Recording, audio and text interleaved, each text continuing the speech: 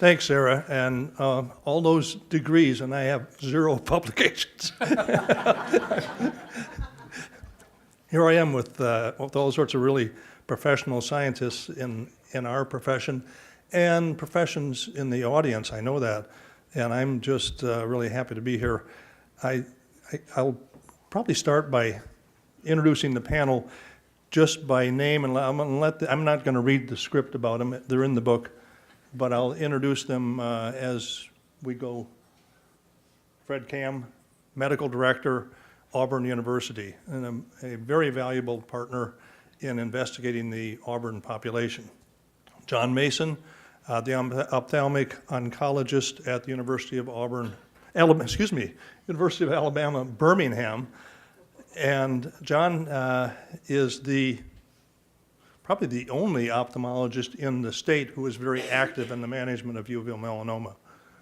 Jessica Yang is a fellow with Dr. Carvajal at Columbia and has been very active in assessing our North Carolina population tumor tissue.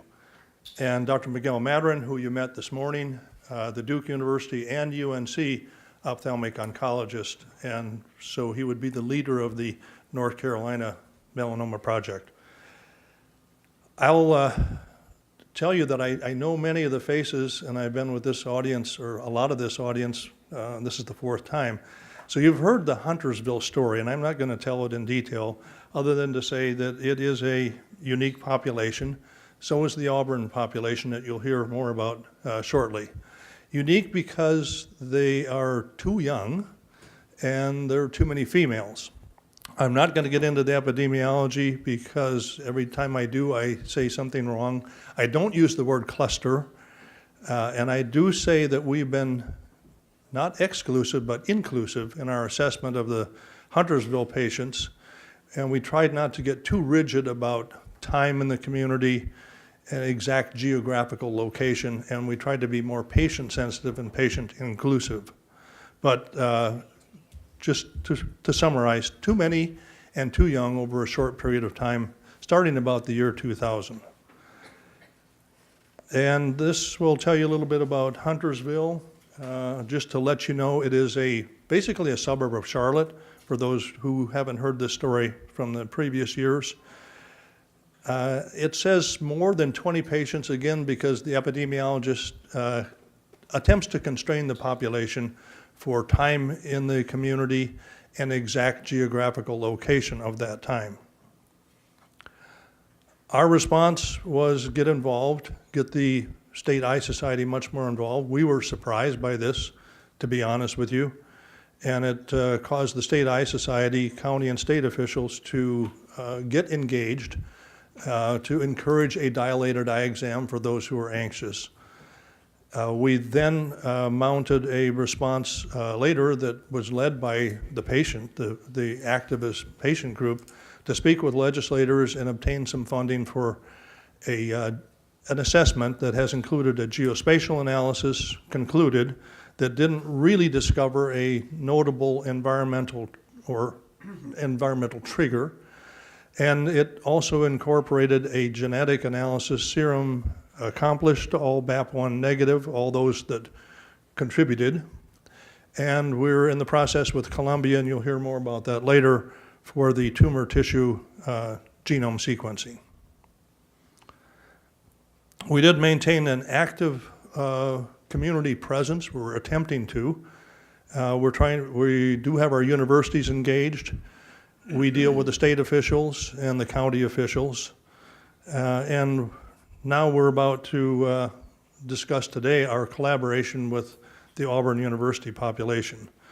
I'll probably speak about this more tomorrow. There is state legislation pending that would further the assessment of probably both the uveal melanoma population and another unusual thyroid cancer extra incidence in a community just north of Huntersville.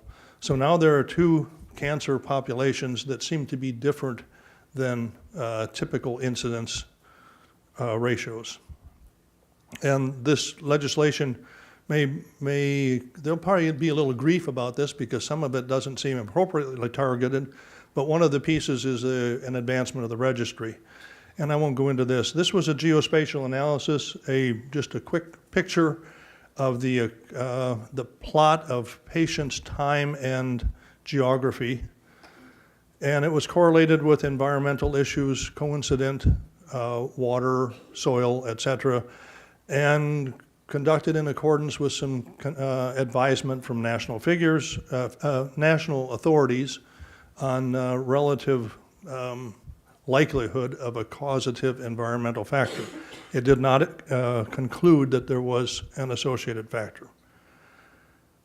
So this quickly sort of summarizes our progress, but I would definitely say that the alliance with Cure-OM has been extremely valuable to keep us on track with what's going on nationally, to invite our patients, many of whom are here today, to get acquainted with the Cure-OM leadership and all the resources available, and especially the sensitivity to patients. And I was really happy to listen to my fellow Irishman Nigel talk about some of the virtues that you need to maintain as you struggle and keep the faith. So I'll conclude by saying we do have partners from Alabama, and one of the factors that I've discovered is that you have to be careful about what you say to the media, and then you also have to listen to a lot of propositions. There is someone in the Auburn community who says it's the war eagle. We had a raptor that was ill, and that raptor was sent to the Huntersville aviary, and that's the connection between Huntersville and Auburn. So with that, I'll turn it over to my Auburn colleagues.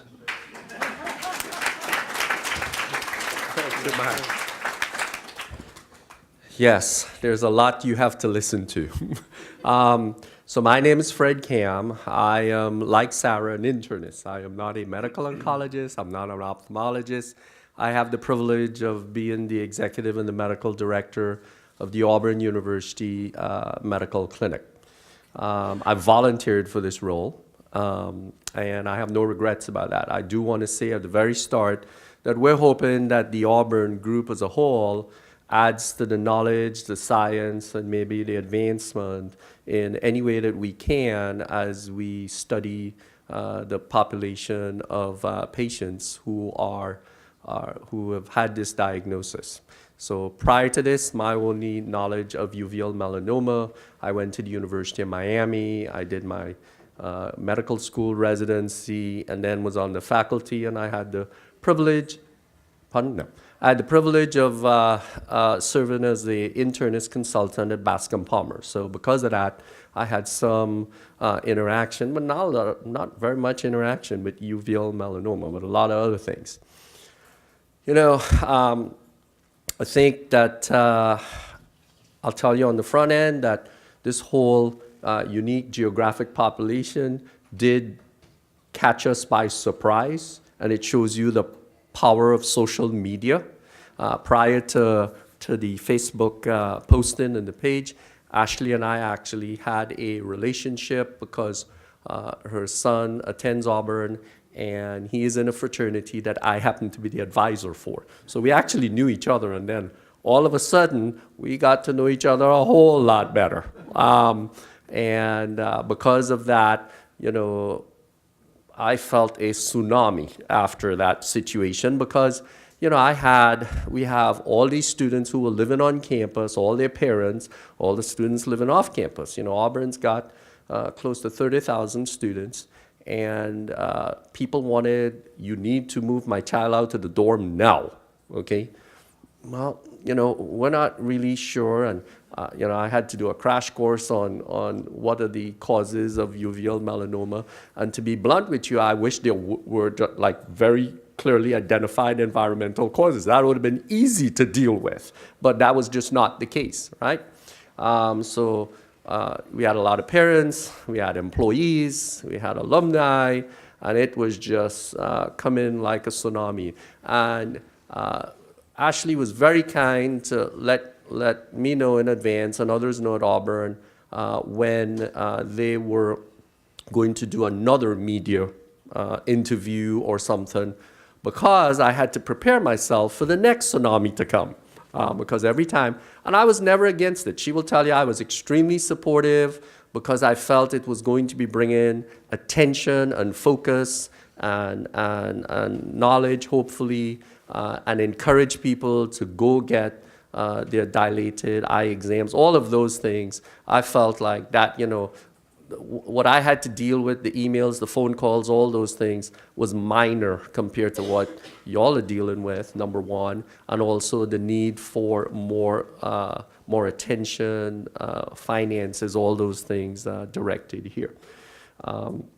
So that's pretty much. Fortunately, because John will tell you how he got involved in this, but he's a oncologic ophthalmologist.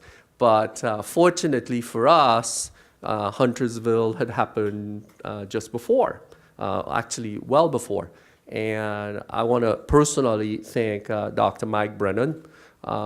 He's been an incredible mentor through this whole process. He warned me about the tsunamis, and he warned me about what could potentially happen with the media, all those things. So he's like my Captain Mike, and he was running the Starship Enterprise that was going well ahead of me and preparing me for what was to come. So I'll turn it over to John, because I will just say from Auburn's standpoint, we want to add to the knowledge, the forward movement and the science of the process, and we will do what we can within the limitations of resources and other things that we can. We're not backing away from it. We could have. It wasn't that difficult to do, but that's not the right thing for us to do. So that's where we stand. So I'll turn it over to John.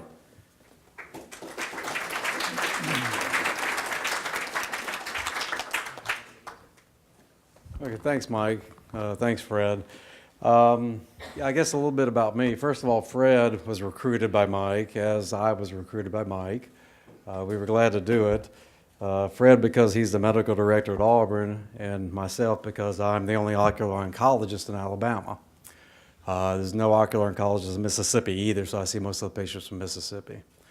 I trained with Jerry and Carol Shields at Wills Eye Hospital in 1994. And I did vitreoretinal surgery and ocular oncology, but when I went to Alabama, I had no plans to do ocular oncology.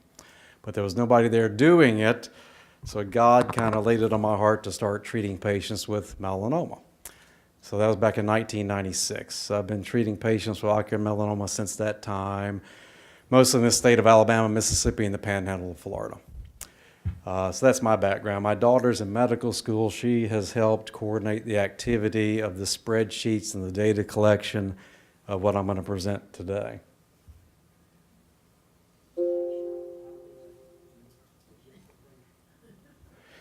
So essentially, this all started with Ashley.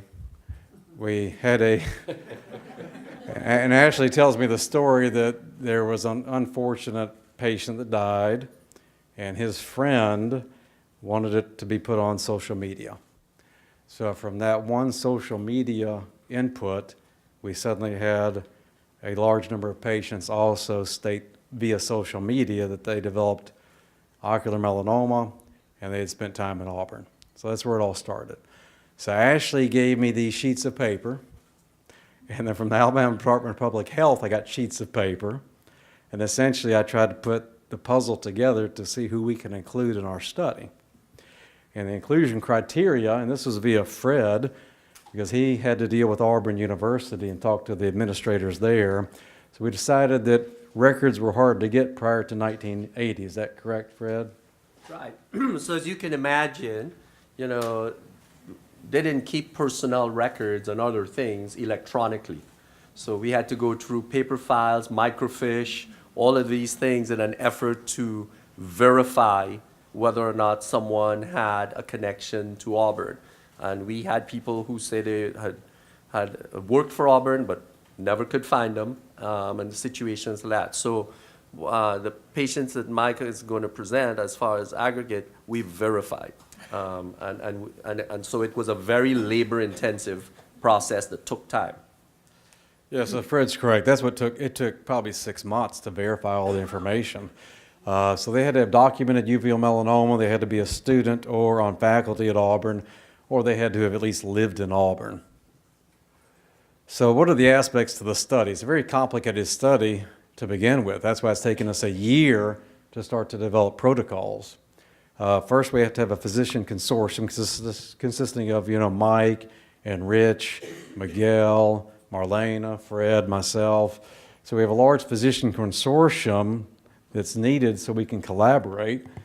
We also have to have participation of the patients themselves. So I had to verify that everyone was willing to participate. Then we have to have a geospatial evaluation looking at every single place that this person with ocular melanoma has been to and how long they've been there, which is an extremely difficult endeavor. And then after that, that's when you find your hot spots and you look for environmental aspects after your geospatial evaluation. At the same time, we need to have genetics on everyone, not only their tumor tissue, but also their serum. And we have to have funding.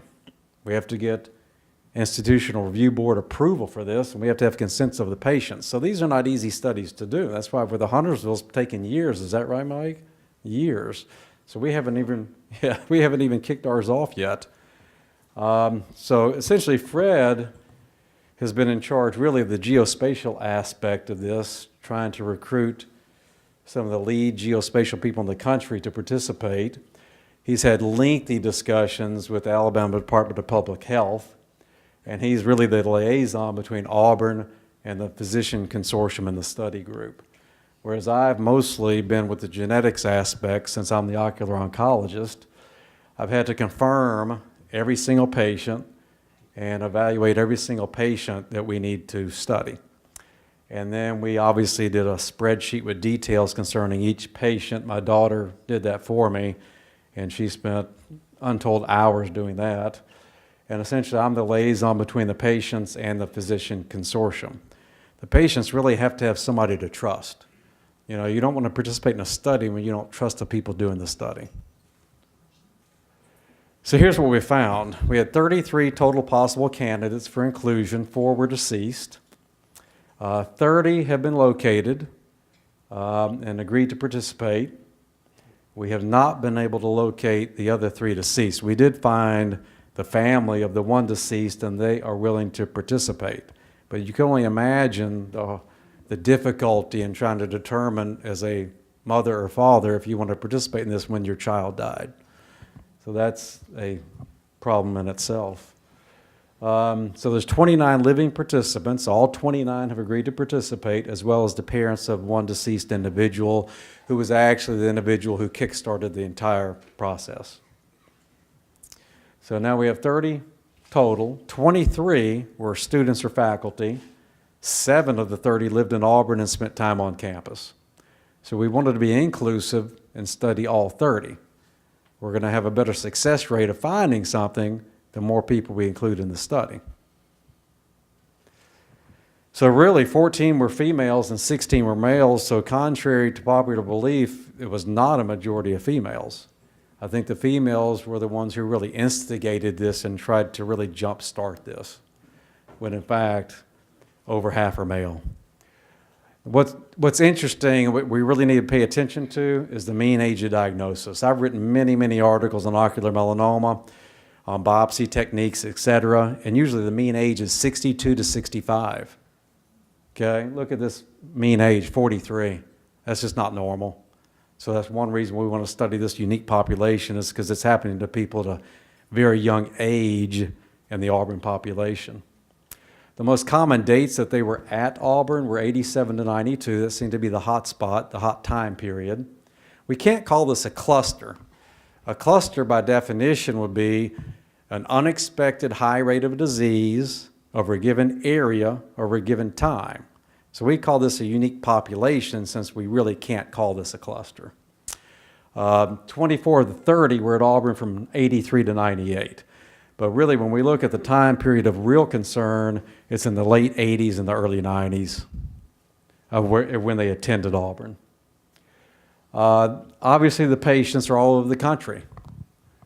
They've been treated by multiple ocular oncologists, the most frequent being Carol Shields and myself. Metastatic disease has developed in 6 of the 30, and 8 of the 30 had to have an enucleation in which their eye was removed.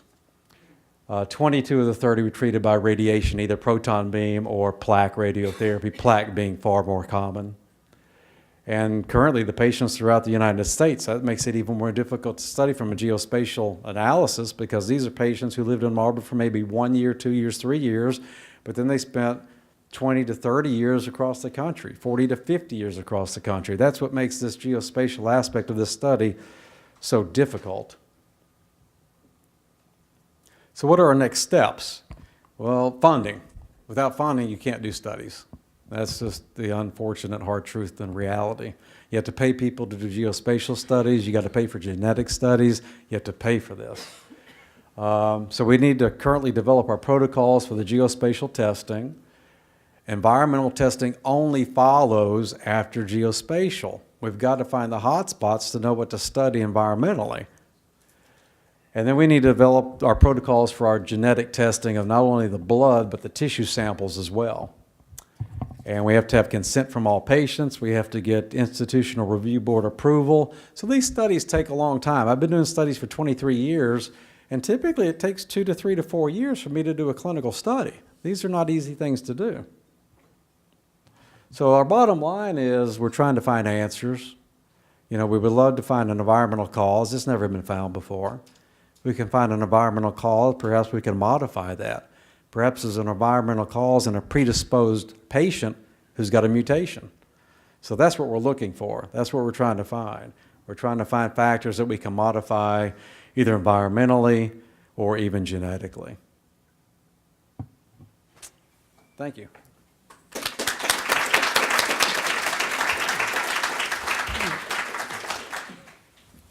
All right. I'm Jessica Yang. I'm one of the medical oncology fellows. I've been working with Dr. Carvajal for the past several years, and I just wanted to spend a few minutes discussing some of the work that we've done so far in terms of analyzing the Huntersville samples and what we ultimately hope to learn from these cases.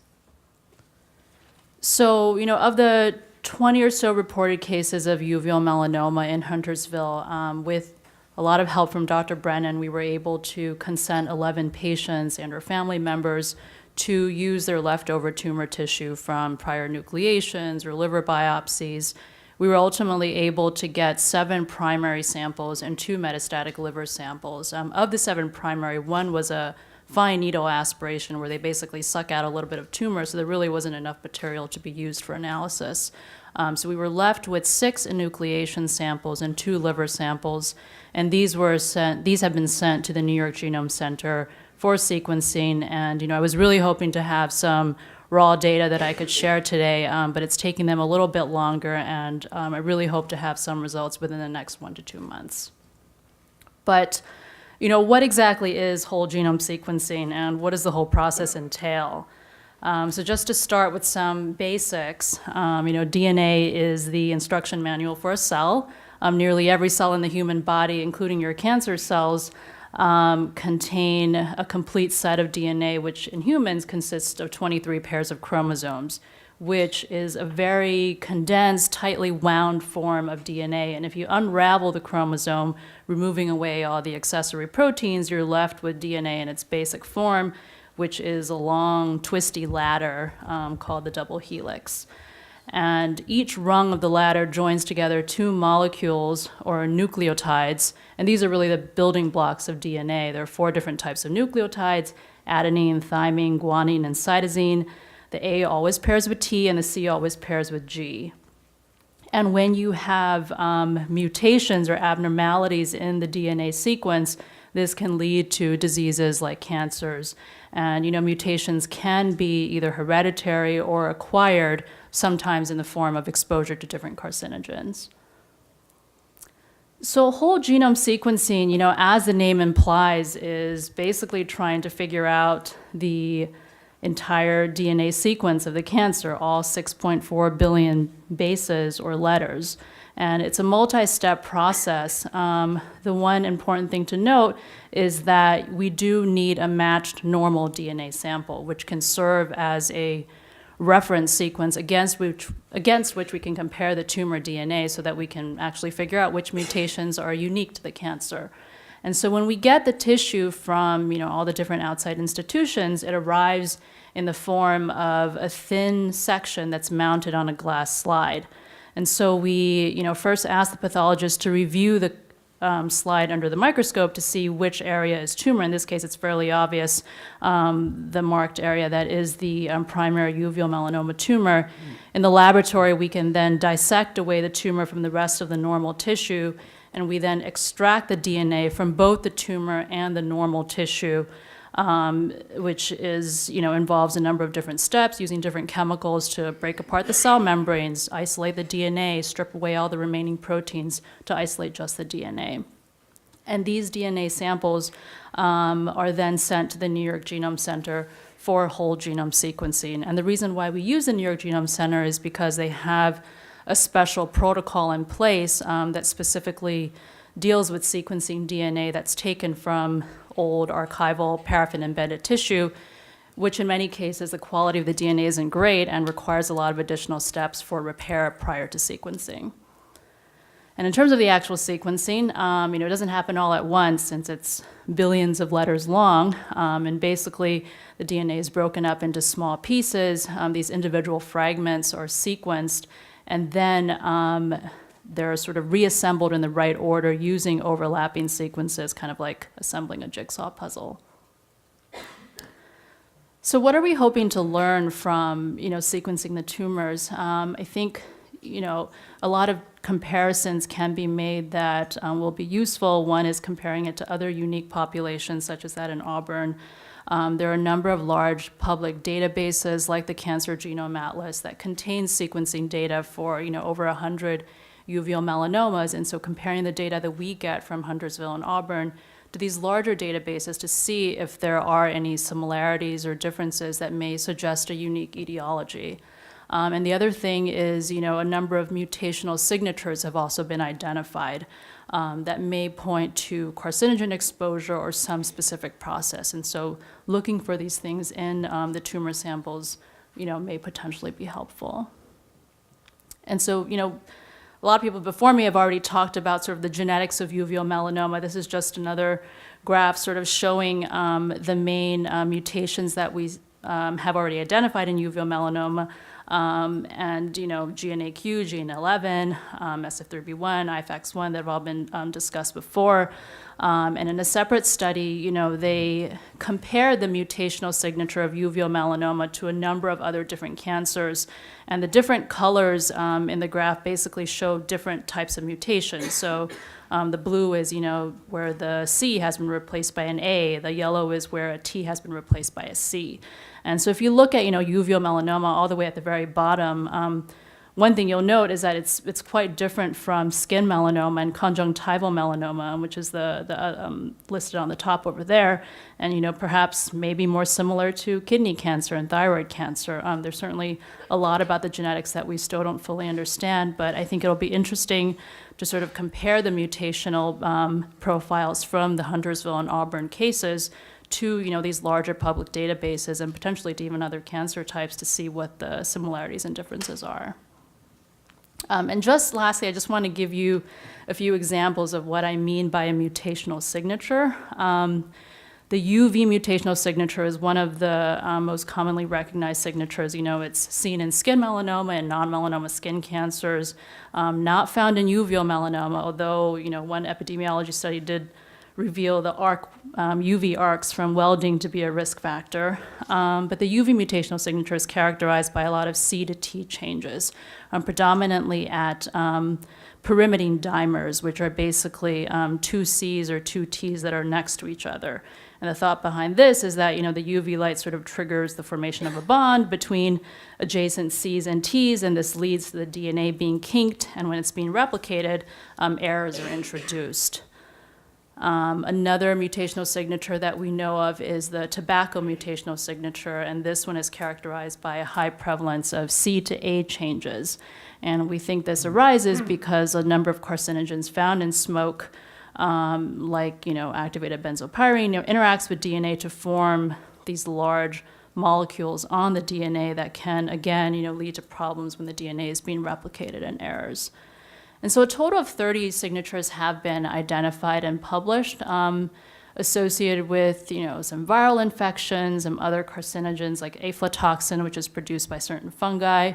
And not all of them are associated with a clear etiology, but it'll be interesting to see which of these signatures we're able to find in the Huntersville and Auburn cases. I don't know of a reported signature associated with an ill raptor, but we'll see. So, that's all I have. Yeah.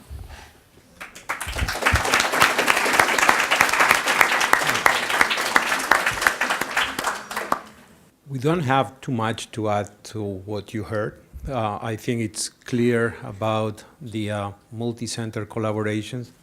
Auburn, Huntersville, North Carolina, Alabama. We're working on it. The environmental studies versus genetic studies. It's not versus, it's and genetic studies. And we do understand that the population in general, the non-medical populations, they might be thinking, if you let me compare this with smoking, okay, if smoking causes lung cancer, well, what is causing uveal melanoma? And it's not only that. It's, we need to explain, we need to find what's happening in the patient at the gene level, at the immune system level, that makes these patients to develop melanoma. I said today that I admire you for being here, for working with us. I want to, you see us trying to work together. We talk, we're on the phone, we text. But there are some people who are doing just, it's amazing what Mai has been through and Sarah. And, we're just following your lead. And then, I think that all of us, what we need to find out is, okay, what is the best research we can do to find the reasons first and the treatment second. So I think that we're open for discussion, to answer questions. I think that that's what we need to do, right? Yes. Questions? Yes, please. I noticed in the numbers on metastasis that it was lower than it would be in the general population of uveal melanoma patients. And did that cause any thinking from the experts? I could probably answer that question. It's probably a bias. It's probably a bias, because you have to remember if you are deceased after metastasis, you're less likely to have a family member report social media. So there are inherent biases to this, because most of the patients we found were via social media, but we confirmed it through the Alabama Department of Public Health, because every time a patient has a cancer, it has to be reported. Another answer to that is registry enhancement. And I'm not going to be critical, but I'm just going to say registries don't seem to work together. I would agree. And it was some registry misquoting that led to the Huntersville community not seeking the attention that the patients and the families needed. I'm not necessarily criticizing the North Carolina Cancer Registry. They're going by the books. But I do think registries nationally and even globally would be, registry enhancement would be real wise. There is a bill before the North Carolina Senate to modify registry activity in North Carolina. And I think we're going to really get behind that. I just want to add real quick to that also is that, the Alabama Department of Public Health, Justin George specifically in the cancer registry area, he took it on as a challenge. And there were some of the people who told us that they had uveal melanoma, but when we checked, we couldn't find them on the registry. So he actually went all the way down to the primary source, had those entities make sure they report it, and so that way it was carried through. So what John presented, these are all verified patients, verified that they did have uveal melanoma, verified that they had some connection to Auburn. That's all verified. And so I'm excited about the work that Sarah and them are doing about getting a ocular melanoma registry going, because I think that that's going to be very crucial as time goes on, because we were finding so many deficiencies in the registry process. And I think Alabama's patients will be even tougher because they've scattered. They were university patients, and then they scattered all over the globe and certainly over the nation. Our North Carolina patients were more coalescent, yet there was still some confusion because a couple of them were living elsewhere when they were diagnosed, but they spent a majority of their life in Huntersville. So where do you get officially registered if that's the case? So there's some registry confusion, consternation, and I think this project in general will help with that. Yeah, if y'all are okay, I just wanted to piggyback on that. Two things that I wanted to mention. So I was one of those cases, I went to Auburn, moved to Greenville, South Carolina, lived in Birmingham, Alabama for 13 years, then moved to Memphis, Tennessee. So I was diagnosed in Memphis, got a second opinion at Emory, and I was one of those people that when they went to verify my case, it was nowhere to be found. It wasn't on the Tennessee registry, it wasn't on the Georgia registry. And so what CureOM is doing to get a national registry, and it's huge. It could be life-changing, I think, in the world of ocular melanoma. We also had the issue of we'd reach out to different states, Georgia being one of them, that Justin George wore their phone out so much trying to get verification. He left so many messages that couldn't take any more messages, and they didn't respond for a very, very long time, which really held up his study. So the fact that the registry is an issue is significant. The other thing I wanted to bring up is I've had people ask me, how did y'all get this started? Because there's people here today who said, I all of a sudden know of 10 people in my community, or I know of 7 people in my community, and there was nothing special. John Mason can't say anything because he'll break HIPAA laws, but HIPAA laws don't apply when I had people reach out to me. So when Mark McWilliams passed away, like I told y'all last night, he had a friend that contacted us and said, would y'all post something on Facebook? So when I posted that picture of my eye on Facebook and it went viral the way it did, that's how we got information. So social media can be a nightmare, as you shared. I mean, what a horrible experience that was for your patients to find out your situation.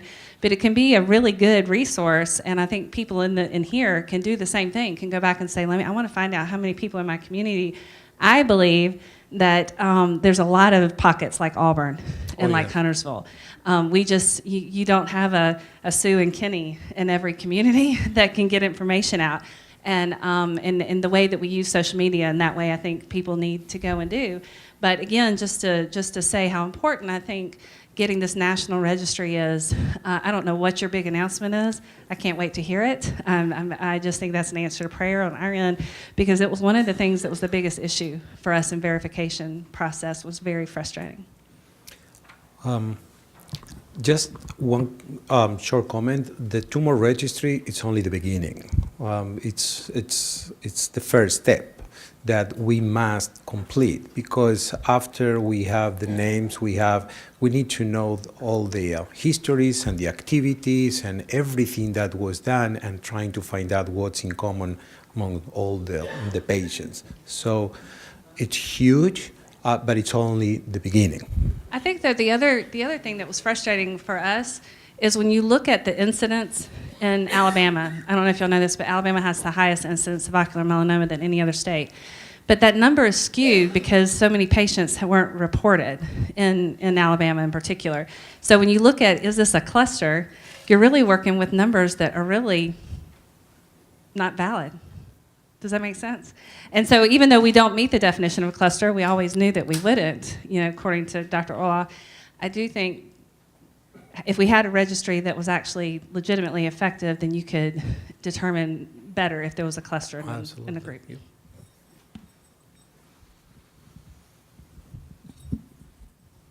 Yes.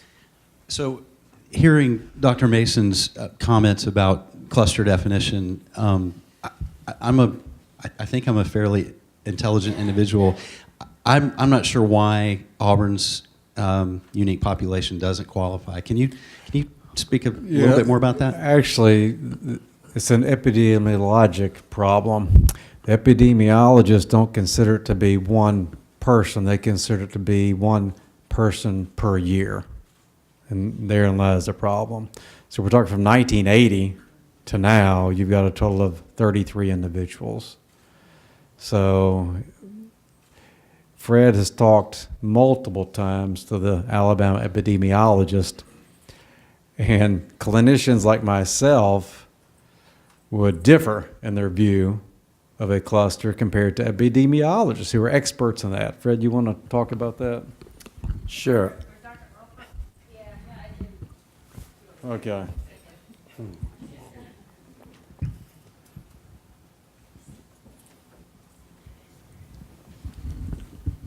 So first, I'll talk just briefly about what defines a quote-unquote cancer cluster in terms of what state cancer registries determine to be a cluster and therefore actually have the obligation of investigating. So in both North Carolina, Alabama, and then subsequently we've actually done this again in New York, where there's another potential unique accumulation. You reach out to the state and you say, hey, just look at your registry and calculate something called a standard incidence ratio, SIR.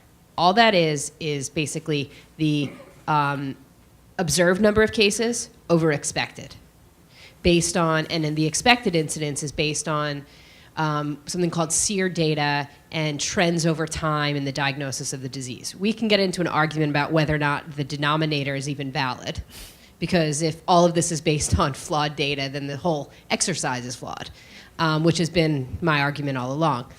But if you can imagine, if your numerator is bigger than your denominator, and your number then is greater than 1, that counts as a cluster, okay?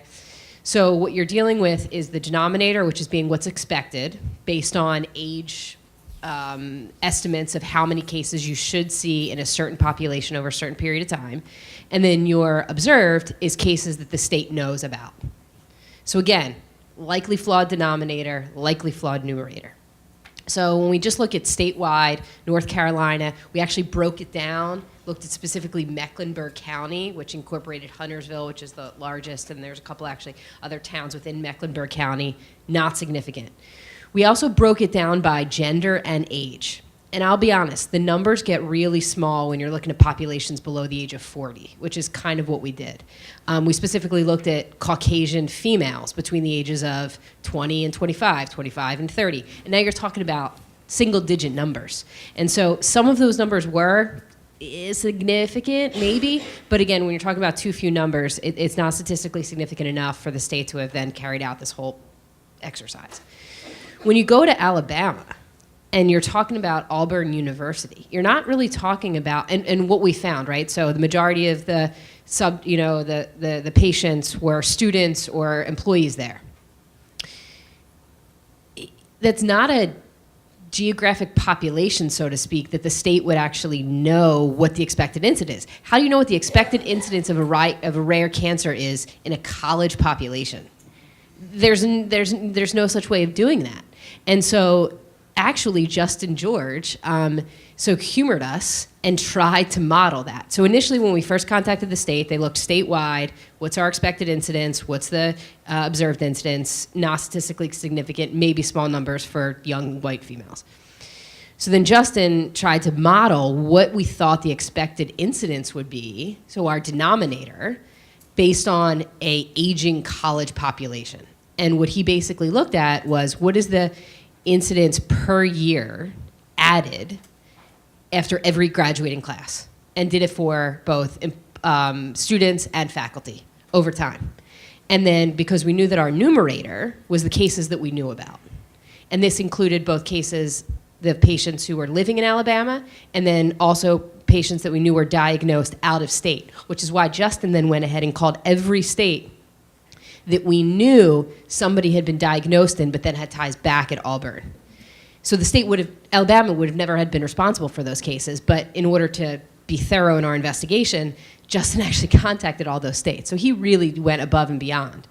And then did this kind of exercise. Was not significant. But again, even in his good effort to kind of model what we thought the denominator should look like, I think you can't make any heads or tails of that. So I agree, and we've all agreed the whole time. This looks like a cluster. We've all gone to, a lot of us in the room have gone to university, some universities with, 20,000 undergrads and so on and so forth. And, we thought, okay, once the story gets out about Auburn, there's going to be a cluster at Penn State, and there's going to be a cluster at Notre Dame, and there's going to be a cluster at UCLA. And in the world of in the time of social media, we thought maybe those would pop up, and they haven't popped up. That's not to say that they're not out there, but that's kind of where we're at now. Hopefully that makes sense. I think it's good to recognize that the way we got our information was social media, and the one number that Justin George said was skewed indirectly in a not a good way, I guess, or maybe a good way, is typically this is a disease that affects men over the age of 55, and that was the one number that was low in our, the findings that came back. And we look at that and go, how many men in here are on Facebook? I'm just curious. All right, but mostly, y'all understand what I'm saying, mostly women are on Facebook, so could our number be a little off too, just because really the way we found out about most of these people was through social media, most of which men, with the exception of a few, I know my husband's on there, but on my page, he won't say that he's got it, but are not on Facebook. And so keep that in mind as well when we're looking at that numerator, denominator thing. I think we're close to the finish. I want to thank the panel, my Auburn, Alabama, UAB friends, certainly for coming here, for Ashley's presence, and others from Alabama. It's going to be a nice partnership, and I think it will further the cause, certainly. I hadn't met Jessica. We've spoken many times. So it was great to have her here. Appreciate Dr. Carvajal's allegiance to North Carolina, to our population, to our patients, and to Miguel for now steering. He's got both universities. Wake Forest sends patients here. They have oncology, but they send their patients here. Charlotte sends their patients to Duke and UNC. So I think we're making melanoma management in North Carolina much more cohesive and collaborative. It's healthy. Thanks to CureOM, to Sarah, the entire family. We'll have another session tomorrow morning that is more, in a way, more patient focused, a little less on the science. And I thank you.